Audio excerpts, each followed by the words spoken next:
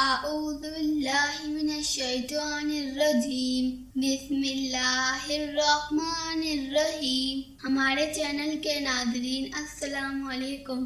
آج کا موضوع ہے روزہ کس پر فرض ہے۔ کافی نادان ایسے بھی دیکھے جاتے ہیں جو اگر روزہ تو رکھ لیتے ہیں مگر پھر ان بیچاروں کا وقت پیاس نہیں ہوتا۔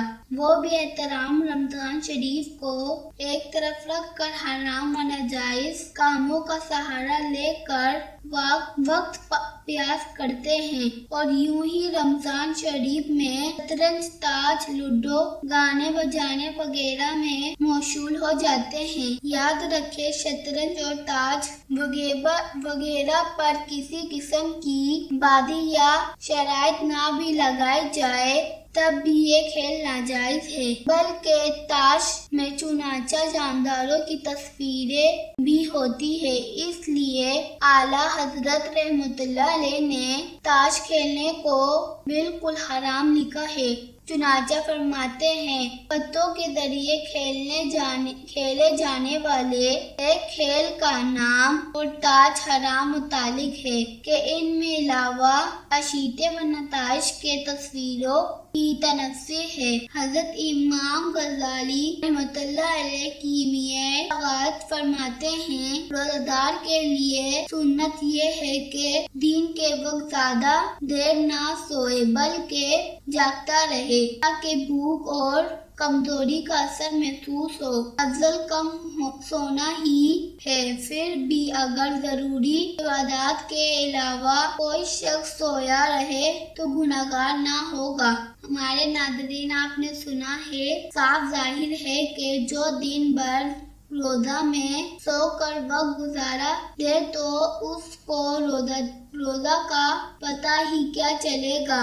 ذرا سوچو تو صحیح۔ حضرت امام غزالی رحمۃ اللہ علیہ جو زیادہ سونے سے بھی منع فرماتے ہیں کہ اس طرح بھی وقت فالتو پیاس ہو جائے گا۔ جو لوگ کھیل تماشوں اور حرام کاموں میں وقت برباد کرتے ہیں وہ کس قدر محروم و بد نصیب ہے۔ اس مبارک مہینے کی قدر کیجیے، اس کا احترام بجائے اس میں خوش دلی کے ساتھ روزے رکھے اور اللہ عز و جل کی رضا حاصل کیجیے۔ ہمارے ناظرین، ابھی تک ہمارے چینل کو سبسکرائب نہیں کیا تو ہمارے چینل کو سبسکرائب کر لیں۔ اسلام میں اکثر اعمال کسی نہ کسی روح پر واقعہ کی یاد تازہ کرنے کے لیے مقرر کیے گئے ہیں، مثلاً صفات اور مردوں کے درمیان حاجیوں کی ساگی۔ حضرت سیدنا حاجرہ رضی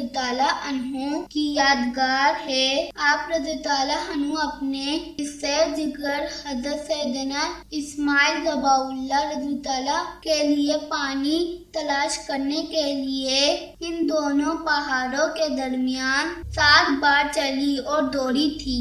اللہ عز و جل کو حضرت حاجرہ رضی اللہ عنہ کی یہ ادا پسند آ گئی۔ اسی سنت حاجرہ رضی اللہ عنہ کو اللہ عز و جل نے باقی رکھتے ہوئے حاجیوں اور عمرہ کرنے والوں کے لیے صفا و مردہ کی ساگی کو دریافت کر دیا۔ اسی طرح ماہ رمضان مبارک میں سے کچھ دن ہمارے پیارے سرکار کے تاجر رضی اللہ عنہ نے غار حرا میں گزارے تھے۔ اس دوران آپ صلی اللہ علیہ وسلم دن کو کھانے سے پرہیز کرتے اور رات کو ذکر اللہ عز و جل میں مشغول رہتے تھے، تو اللہ عز و جل نے دونوں کی یاد تازہ کرنے کے لیے روزے فرض کیے تاکہ اس کے محبوب صلی اللہ علیہ وسلم کی سنت قائم رہے۔ توحید و رسالت کا اقرار کرنے اور تمام ضروریات دین پر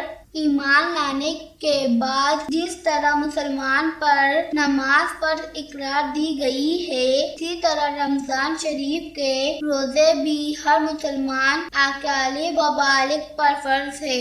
دور مختار میں ہے روزے 10 شعبان 2 हिजरी को फर्ज हुए। आज की वीडियो अच्छी लगी तो हमारे चैनल को सब्सक्राइब और लाइक और शेयर करना ना भूले ताकि नई आने वाली वीडियो की नोटिफिकेशन आपको बर वक्त मिलते रहे। शुक्रिया।